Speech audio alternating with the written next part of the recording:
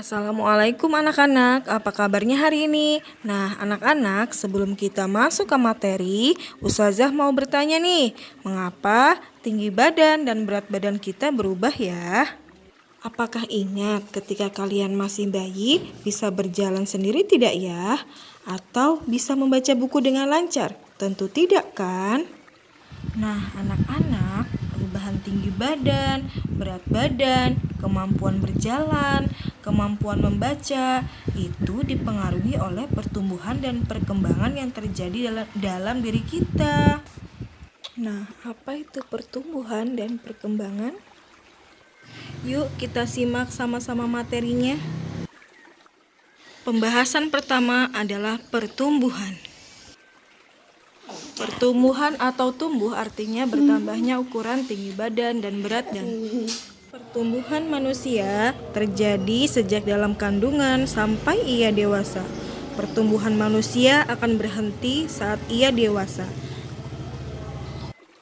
Nah, anak-anak, pertumbuhan manusia dipengaruhi oleh faktor makanan, kebiasaan berolahraga, serta gen dari orang tua. Macam-macam makanan yang sehat dan bergizi yaitu 1. Makanan pokok, 2. Lauk pauk, 3. Sayur-sayuran, 4. Buah-buahan, dan yang kelima adalah susu. Makanan pokok banyak mengandung karbohidrat, misalnya nasi, kentang, jagung, roti, dan sagu. Yang kedua adalah lauk pauk. Lauk pauk biasanya banyak mengandung protein. Nah, protein terbagi menjadi 2. Yang pertama, protein hewani. Protein hewani adalah protein yang berasal dari hewan, contohnya ikan, daging, telur, cumi, dan lain-lain. Selain mengandung protein, juga mengandung lemak ya. Yang kedua, protein nabati.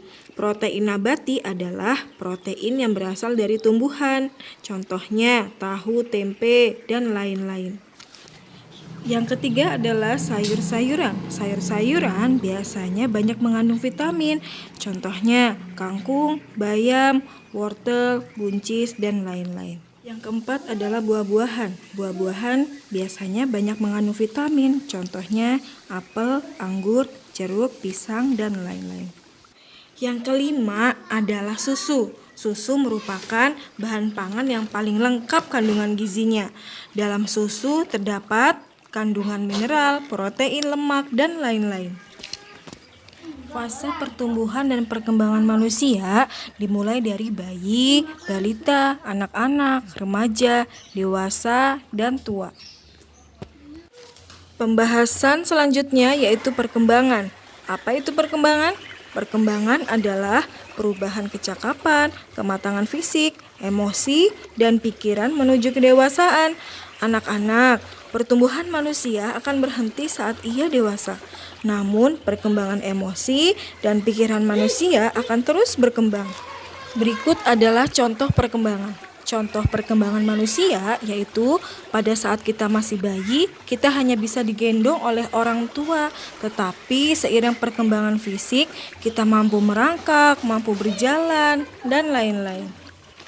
Contoh yang kedua, saat masih bayi, kita tidak mampu memegang dot sendiri. Tetapi saat sudah dewasa, kita mampu makan sendiri tanpa bantuan orang lain.